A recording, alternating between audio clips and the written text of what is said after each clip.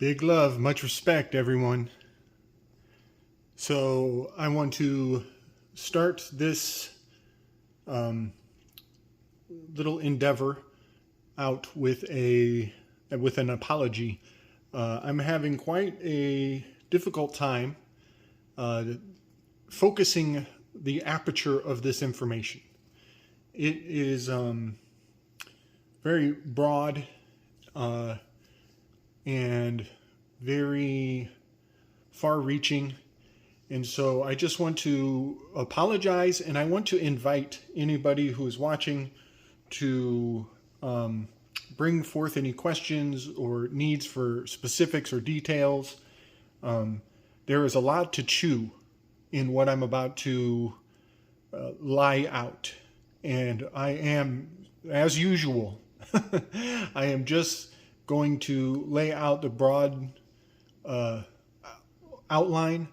And if anybody wants to, please, I invite you, reach out to me and we can, dig in on individual specifics and details.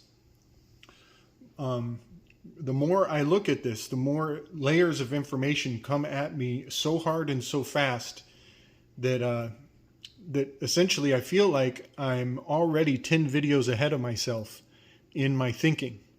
And so I need to pick up the pace in production. I took a few days off. I had a slow week, a lot of personal stuff surfacing, and a lot of internal processes going on. And so I'm going to be cutting corners. I'm probably going to miss some details. Please come at me. Please, please, please ask me for specifics where I may leave them off, and or take all of these points as little rabbit holes and places for potential development of ideas and thoughts, because there is so much there is so much going on, and it's going to be really difficult to bring everybody up to date in my thinking and my discoveries. Something really big came across my radar yesterday, and it almost it's like the tide. The messages I left in the sand in my last video have already been washed away 2 or 3 times in my mind. So I gotta hustle to keep the consistency of this line of research. So in my last video, I mentioned that I will be researching alternative calendars, and that's where I hope to get through and finish with in this video. I want to kind of close off that line of thinking and seal it into the archives here, so we can dig into some of these other thoughts and ideas that are just dying to be revealed. So we were dealing with the Wheel of Fortune card in the last video, and the Wheel of Fortune card is a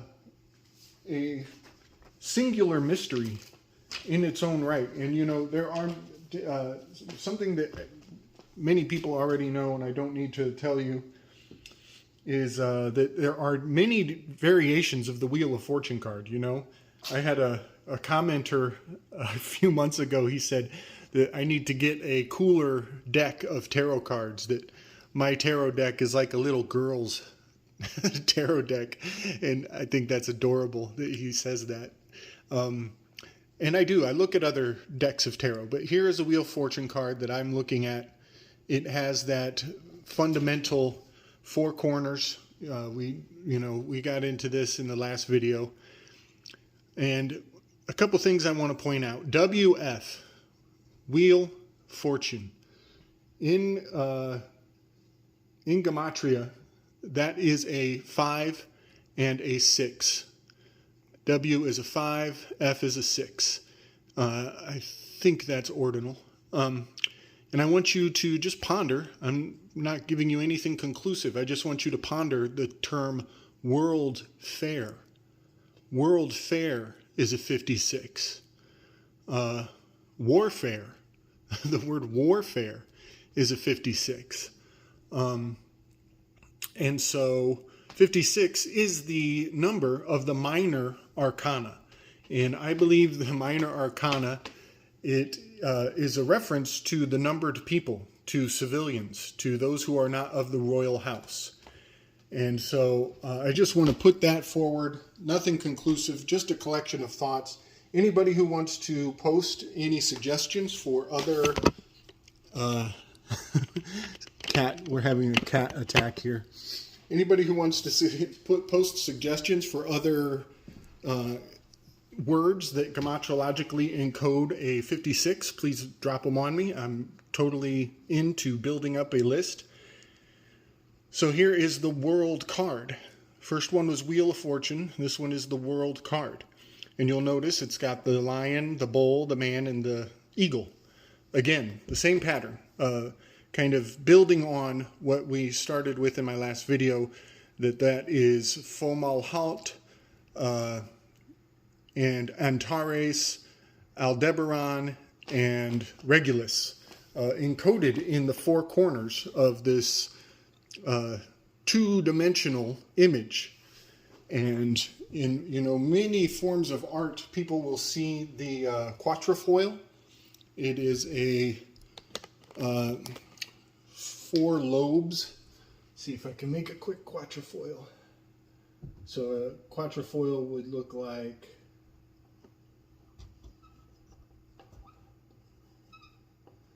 some people would recognize it in the star forts. That's a horrible quatrefoil. Upside down, inside out.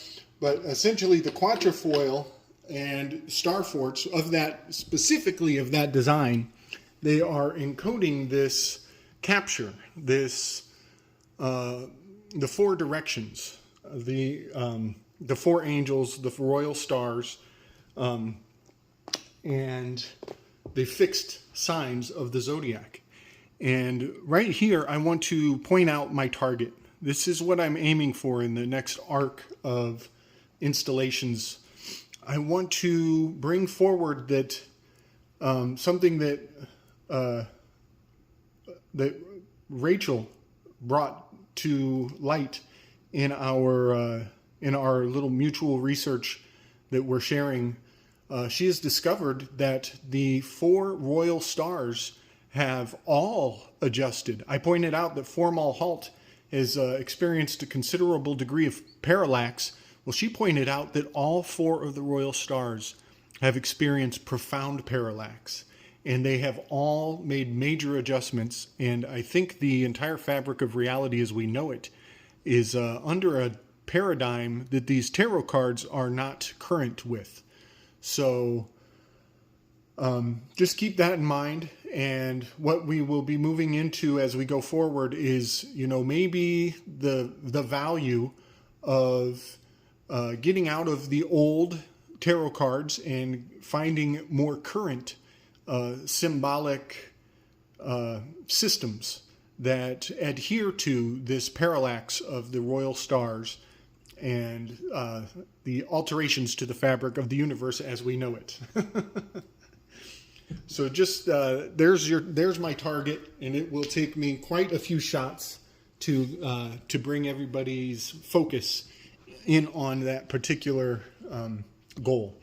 So moving back to where I left off in my last video, the Wheel of Fortune card, the 5-6 WF, it has so much baked into it, and I started researching the Yod He Bov He and looking with my own eyes, at the translation of these letters. Let me see if I can bring it close enough and get it in focus. So this is the Yod, this is a He. No, that's not cutting it. But this is the Yod, this corner. You can see it in the wheel. This is the He, this is the Bov, and that is the He. And you'll notice it goes clockwise as it spins around, just as a clock would. And what I've discovered is that the Bov is very hard, as I don't speak Hebrew. I'm out of my element, as I should be. But when I look at the letter, this symbol, I see that it is more closely, it's more accurate. It may be more accurate to say that it is the letter N in the Hebrew alphabet. And if anybody speaks Hebrew or is fluent in these letters and could give me a give me a little hand in deciphering the name of your God, please do, because I'm a little confused. But I'm seeing an N in this symbol of the Bav, and when I use an N, some very profound possibilities open up. And I'm going to bring the camera in, and I want to point out that I may be wrong on this. I may be missing the mark entirely. I'm, culturally out of my own context, to be sure. I admit that very easily, readily. But the yod is a J or an I, because in Hebrew, in many languages, the J is a late development. There was not a J in ancient times. And so right there, consciousness is experiencing some parallax as the matrix has changed since this information was embedded. Then the He is an E, which has a value of 5. The Bav, a 6. And I'm putting an N here because what I see in the Hebrew alphabet is an N, not a B, Beth, not a 2, not a letter B. I'm seeing the letter N when I look at this in the Hebrew alphabet. And then another He, which is the 5, which is an E. And this brings Jene, which is very profound. It makes me think of Janus, the two-headed god. It makes me think of the Enneagram, which I'm about to take aim in my alternate calendar concept. And you may notice in the Wheel of Fortune, there's something of a multi-headed deity facing in maybe three-headed in that Wheel of Fortune. The snake, the sphinx, and the jackal. All of which are elements of the sphinx, which we all know is a hybrid creature of mythology. So, Yod He Bav He, spelling out the word Janus, and having this corollary to the Sphinx. Many historians will tell you that it is possible that the Sphinx went through multiple facelifts, much like Michael Jackson. Wouldn't it be something if Michael Jackson's different phases of his facial development were embodying these changes of the appearance of this deification of this concept. So I want to close off with pointing out the other letters that we did not, sorry about the focus here. The other letters we did not mention. The T, the A, the R, and the O. If you look very closely, you will see that in English, interspersed amongst those Hebrew letters are 4 English letters. And they spell, sorry about that, the cat's attacking me, tarot. And this was brought up by Dylan Sicosio and Chance Gorton on their Interverse podcast that I linked in the show last time. But there's a subject that they mentioned in their breakdown that is the Sator or the Rotas. And the Sator square is a rabbit hole in and of itself. And this is where I am really just going to skim the surface. And I invite anybody to bring deeper here. Say hi to my little Sphinx. I invite anybody to take this to the next level if they care to. Oh, would you look at that?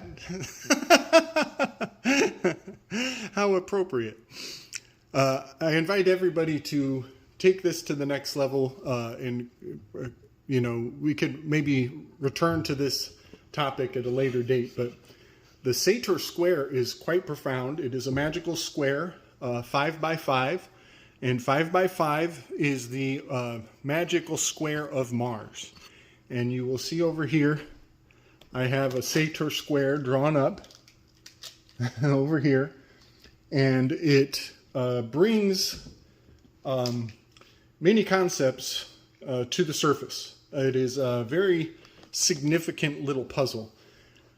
And, you know, there's many videos out there that, you know, people could take a minute and go do a little jaunt into the Sator square mysteries. But essentially you write Sator, and then it goes in reverse. It's rotas down here. And you get tenet and tenet, which anybody who knows about Doctor Who knows that Tenet is something of a icon of a Time Lord. And that's very profound as we are dealing with the Wheel of Fortune, the World card, the World Fair, the Numbered People, 56 in the Minor Arcana, and a Time Lord being something of a gatekeeper.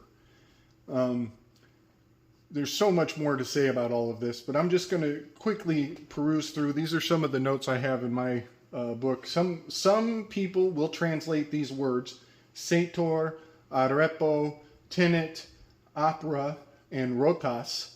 They will translate those words as farmer. This one is actually untranslated, Arepo. Farmer, Arepo, holds, work, and plug. Very interesting to me. Farmer actually relates to Plato, the plotter, the tiller, the governor, the government, the commander. And that all of that lends to both the concept of Pluto and the concept of Saturn. As Saturn once upon a time was the dominating planetary paradigm, and many years later, Pluto took that title, that position in human consciousness. So another thing that comes out of the Sator magic square, again, we are only scratching the surface as usual, is the ATO. An ATO right here, or the OTA. There are certain secret societies that utilize those letters. It is the Office of Advanced Technologies, or Advanced Technologies Office, and also Sarasota, Minnesota. OTA is a suffix on many of our states. And there's something of a mystery to be done there. And I'm just going to leave that door open. People can delve into it, get back to me, let me know what you find. But there is much significance to that ATO, OTA, and the Sator square. But what I want to focus on is the correspondence that is found in the Yod, the royal stars, spelling Yod He Vav He, the decode that I was able to do that leads to a ENE, hidden inside of the Yod He Vav He, ENE. And over here, inside of the Sator square that Rotas reveals, we get correspondence in the dead center of ENE. ENE. And what that means to me, ladies and gentlemen, and what this is going to be a gateway into, is more work on the Enneagram and why the word 9, the word for 9 in Greek, is Enea. Enea. And any way that you cut the Sator square, you come out with indication that 9 is the something of the the linchpin. It is the linchpin. It's the center stone that the builder refused. It is the cipher that we are going to focus on. So from this point, I want to close off with the Wheel of Fortune work and the ENE and the ENE of the Sator Square and the Yod-Heh Vav-Heh, and I want to start focusing on the Enneagram. And I have one, so that will be the next video. We're moving into the alternate calendar concept, the Enneagram, and I have one last thing that I want to point out before I leave the Wheel of Fortune. And it was something that in my last video I was hinting at, and I didn't quite have the words to convey it, but I think I have discovered a much better way to explain how to decode the crisscross, the mixing of these signs, and why they're in the position that they're in. And the reason is because the word rotas, it means to turn and to twist. And so what I'm going to do is I'm going to turn this upside down, and then I'm going to twist the card like a figure 8, as though this card were actually a Mobius. I'm going to turn the card into a Mobius strip.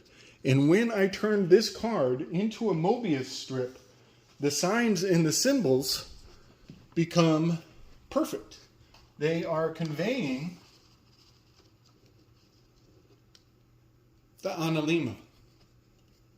And when you put these signs and symbols in the positioning of the analima, everything makes sense. The whole thing, the reason why the Wheel of Fortune corners are in the positions that they are is because the analima has been unwound, unturned, has been unrotas in two different ways, turned upside down and twisted. And so, my final point is that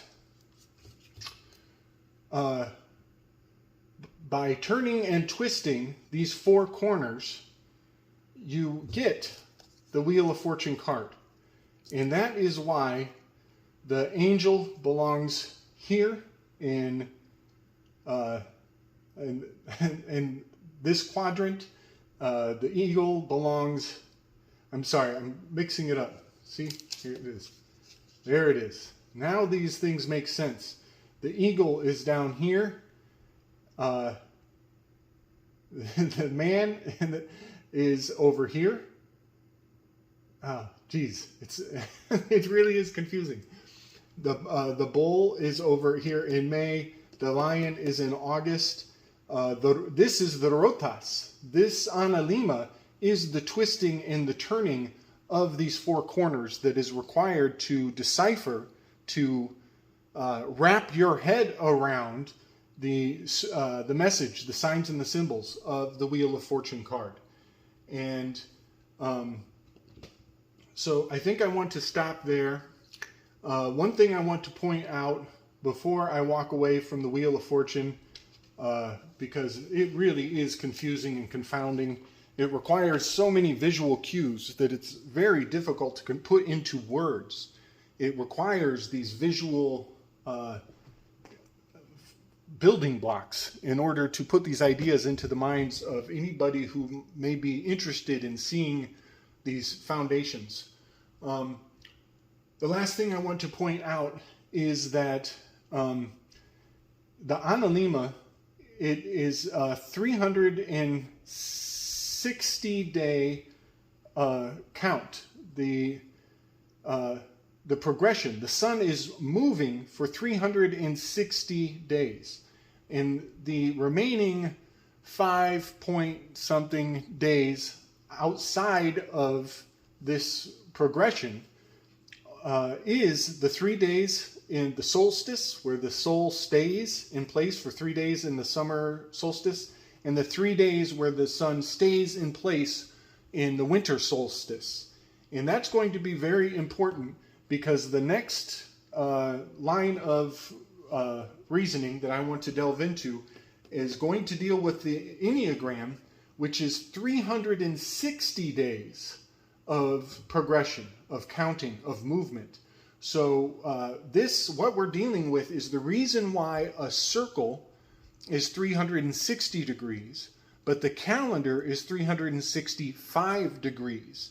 And that difference is, it's a matter of decimal points. It's very complicated. We are rounding up, speaking in general terms.